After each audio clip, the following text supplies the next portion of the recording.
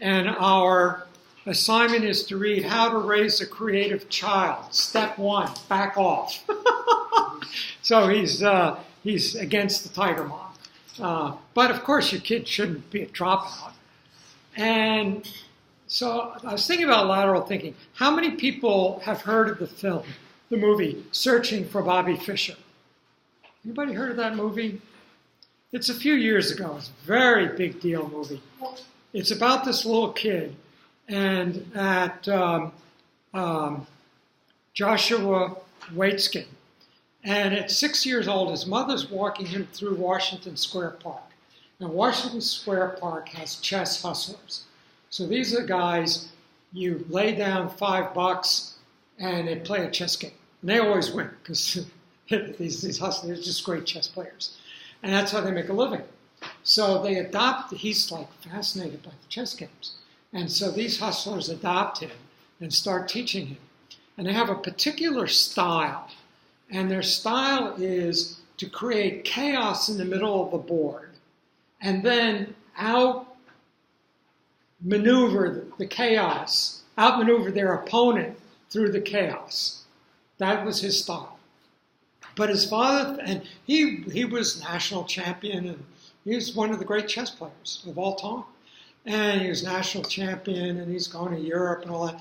But his father felt he needed a classical basis. So he got him a Russian chess master, and this guy started teaching him all the basic openings, all the basic middle games, all the basic end games. And it clashed with his instinctual love for this chaos, and it ruined chess for him. He gave it up. So he then became one of the great martial artists of all time.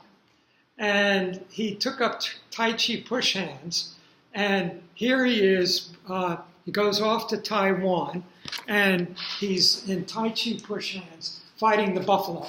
This guy outweighed him by 100 pounds. Josh Weitz had been studying Tai Chi for 5 years. This guy had been studying Tai Chi since he was 5 years old.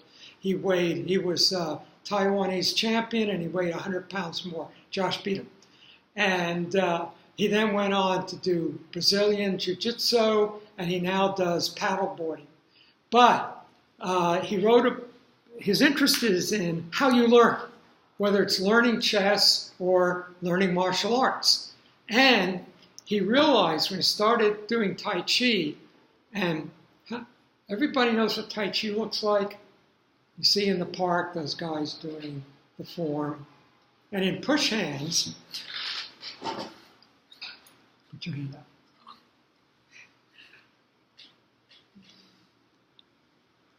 So in push hands, you totally detect everything going on in the other person through this movement until you detect the flaw, and then you throw them. And so one of the things chess masters do, grandmasters do, to entertain is they'll play 50 people at once. So go to a high school, and all the high school kids who play chess, they put big U-shape with all the kids sitting around with the chess boards. And he walks and he plays each game. And he always wins all the games. And when Kasparov, the great Russian master, played, Josh Weitz was one of 2 people who got a draw. Couldn't beat Kasparov, but he could draw. And really, people became aware that he was like a top person. So he was doing that. This is after he was not serious into being chess anymore. But he would still do the demonstrations. And he realized that all of these 50 matches he was playing simultaneously, walking around, spending maybe 3 seconds at each board, was all one Tai Chi match. He felt the flow of the energy. And he had learned how to do it through Tai Chi. So that's an example of lateral thinking. Now, if you're interested in this, I read his book when it came out, The Art of Learning. And so I read the book, and I sent him my book on Khan, and I told him I had studied with Chungmeng Chen, who was the great 20th century Tai Chi teacher. He was envious because Chungmeng Chen had long died before he started studying. But now what he does is he's a consultant for hedge fund managers. So you're managing $1 to $20 billion of other people's money. And they'd rather you not make a mistake. And you have to super perform. I had friends, actually, the guy's wife was a Pratt student, but one of the top Wall Street figures from some years ago, he ran every morning. He never ate meat because just digesting it would sap too much energy. He had to put so much energy into running his business. It was a top Wall Street firm, insurance company. And it's so much energy and so much focus. You know, you're talking billions of dollars. You can't slip up. You can't miss your concentration. So he consults with these people on training them he doesn't tell them how to invest. He tells them how to stay focused. So I guess I was always a lateral thinker. And when I, in high school, started reading Freud, and so Freud talks about psychology, and I said, well, shouldn't there be a psychology of an epic?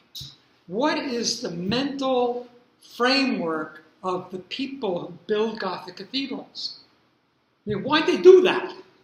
Those things aren't cheap, or pyramids. And it turned out in college, I had two teachers who exposed me to the book that talks about that, which is Oswald Spengler's Decline of the West. If you said to me, what 5 books should I read to be an educated person? That would be number 1 on the list. That's the book. But Spengler was long dead. He wrote the book in the 1920s. This is the 1960s. And 2 things then happened in 1964. One is a guy named Bill Katavalis came and lectured at my school. And he was the first person I saw, living person, who could do this, who could just pull together these totally... 5 years later, I got to Pratt, I hired him. He's still here. He's 93. He's down the hall building water structures. If he's here some evening, we'll go visit him. But he's still one of the most, imaginative people I know. I have, if you look at my radio show, visionaries.podbean.com, I interviewed him. And there's some good interviews online. The students here over the years have interviewed and cataloged the interviews. But then Marshall McLuhan's book came out, Understanding Media. How many people have heard the name Marshall McLuhan? Nobody. Okay. That's number 2. Number 1 is Decline of the West. Number 2 is Understanding Media. In this book, 1964, he describes the personal computer, the internet, social networking, and what it's going to do to people. He says, everything will be permanent. No. How many people your parents have told you, if you do something stupid at a party when you're drunk, don't photograph it and put it on Facebook? He's got a whole section of his book about that. 30 years before it happened. He saw the whole thing. It was just all crystal clear to him. And so he saw the entire electronic age, and he describes it in this book. Unfortunately, he then died. He had a series of strokes, and he died around 1970, I think. So we have to channel him now to understand our era. But I'm still of a generation. So, I read the book. The moment it came out, I got that book. And the New Yorker reviewed it. And he'll say things like, the automobile is not a horseless carriage. It's a front porch on wheels. What does that mean? What do you do on the front porch? You make out with your sweetheart and you throw litter off the railing. Now you can make out in a car and throw litter out the window. And what does it mean that you can make out in the car? You get in trouble. You take the front porch, you detached it from the house where your parents can't keep an eye on you, and you've created the American teenager. The American teenager is someone who's old enough to drive, but too young to have a job. And that's a whole totally new category of human being that's been created by the automobile. Someone who's old enough to drive, but too young to have a job.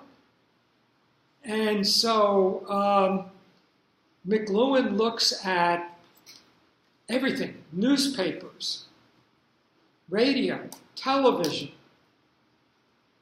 the automobile, trains, and each one of them he looks at how it changes the wiring in our heads and the world. And so, for example, he says the electric light is information without content. When GE figures that out, they will have their act together. They just figured it out 2 years ago. And they announced they're becoming a digital industrial company. So that's an example of lateral thinking. What does all this other stuff mean? I think you'll find a lot of your faculty at Pratt do think this way. You know, your English teachers aren't only talking about Jane Austen, and your sociology teachers aren't only talking about economic classes. But, you know, we talk about race and gender and technology and social structure and creativity. It's all laterally bundled.